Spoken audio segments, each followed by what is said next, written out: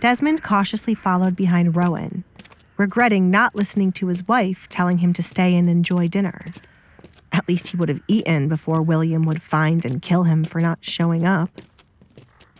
Desmond envied how grand William's house was as he entered.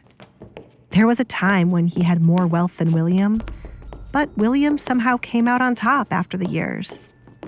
Rowan and Desmond eventually came upon William sitting in a large chair, similar to a king's throne, at a dinner table with a woman to his side.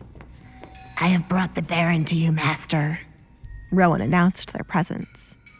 "Well done, old friend!" William raised a glass filled with wine to Desmond. "It's been so long since we had a chat. Forgive me for being unable to wait until the morning to summon you. I sent Rowan to you as a kind gesture. He does not normally escort my guests. Normally you kill them, Rowan," he chuckled.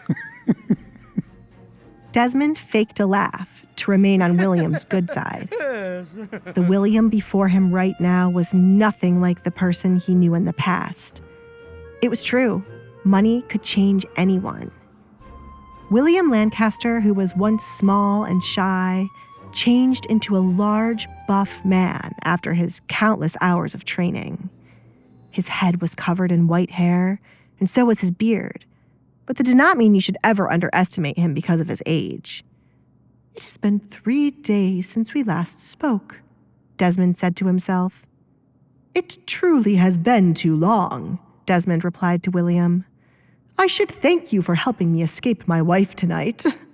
I might be able to go to the red light district to relax." "Is that so? Had I known this, I would have called some of the women here tonight.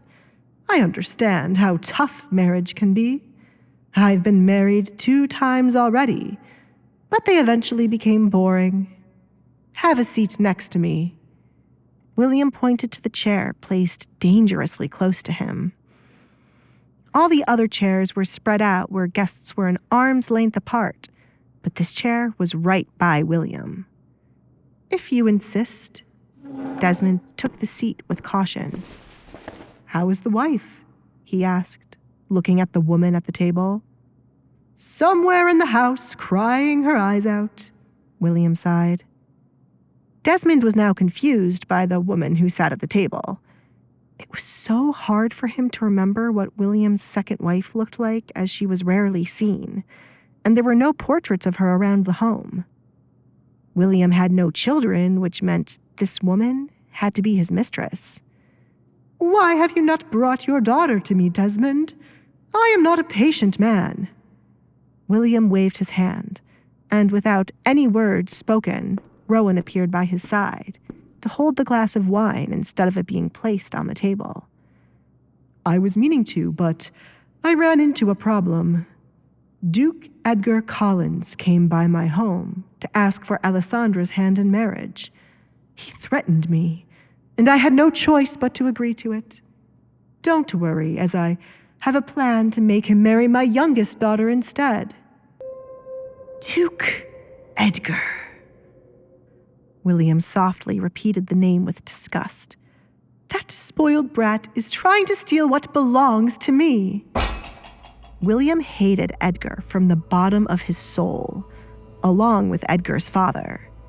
They were always meddling in others' affairs, implementing too many laws, and having their companions thrown into jail. "Alessandra will become your wife either way." "Oh, wife?" William chuckled as the words left Desmond's mouth. "You misunderstood my words all this time, my friend. I do not wish to make your daughter my wife. I am a collector of many things.